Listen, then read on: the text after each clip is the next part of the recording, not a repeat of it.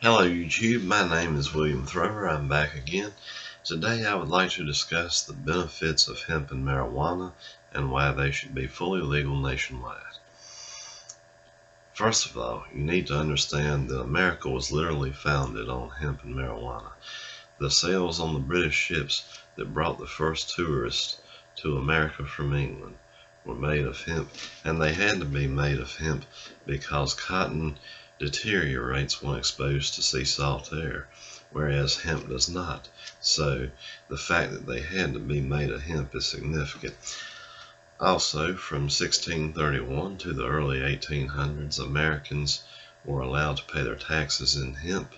Bibles in America were printed on hemp paper. Benjamin Franklin owned one of the first paper mills in America, and it processed hemp. Hemp was used to make practically everything from clothing, paper, and it's significant that we were using hemp to make our paper products back then, because this saved us from having to import paper products from Britain. And if you recall, Britain taxed everything to death. They taxed tea to death. There was the Stamp Act, you name it. There was a lot of taxes coming from Britain on whatever products they imported to the colonies. So America was founded on hemp in the most literal sense possible. Now, things go downhill a bit in the year 1936. The film Reefer Madness comes out, and in 1937 the Marijuana Tax Act gets passed into law. So that's the beginning of the end for legal marijuana in America right then. But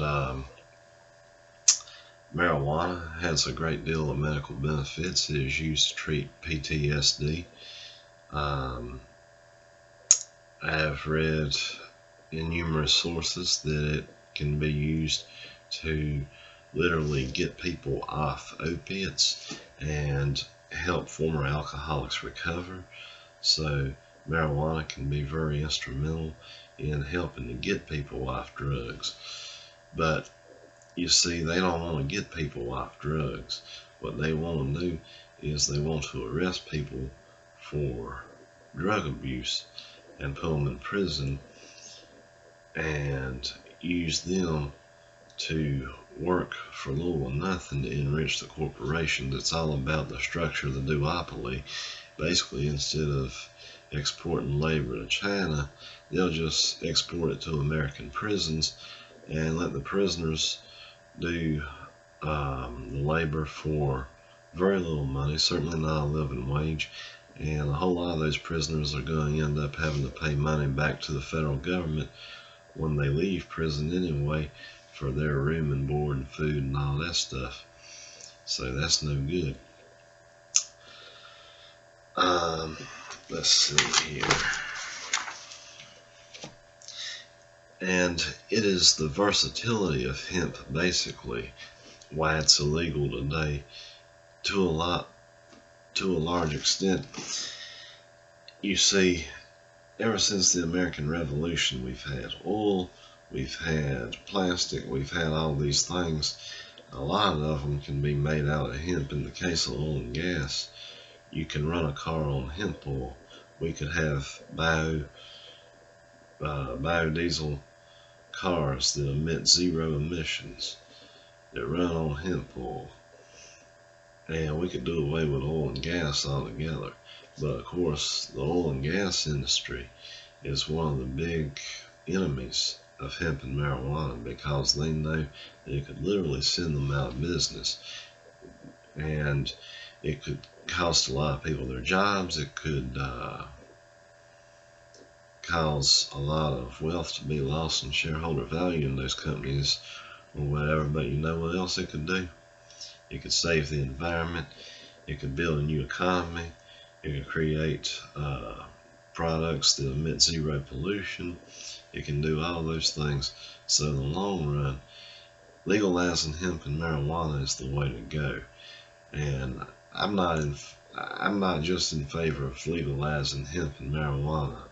for industrial uses. I want to legalize it straight down the board throughout the United States of America, all 50 states, legal for industrial, recreational purposes, and anything anybody wants to do with it. I think people should be allowed to grow it in their front yard if they want to. I'm very marijuana and hemp friendly. But if you guys want some sources that you can refer to, if you're thinking about doing further research into hemp and marijuana, you can look up the LaGuardia report, You can read The Hemp Industry in Kentucky by Brent Moore.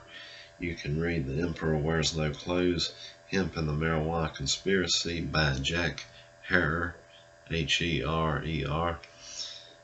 There's a book called A History of the Old South by Clement Eaton. And of course, there's the Marijuana Manifesto by Jesse Ventura. That's very informative. All of those are great sources. There was also the 1976 court case of Randall versus United States, and that was basically a big defeat for the war on drugs because it gave certain Americans the right to legally smoke marijuana. And so you can look up that court case. You can read some of the books I just mentioned. You can write to your congressmen, your senators, House of Representatives, whatever, and ask for them to make hemp and marijuana straight down the board. There's an organization called NORML, NORML. They are a non-profit organization that fights in favor of full legalization. They're a great organization. You can join them. If I remember correctly, I think membership dues are like $35, and I'm not getting any sponsorship from them or whatever to say that. I'm not affiliated with them.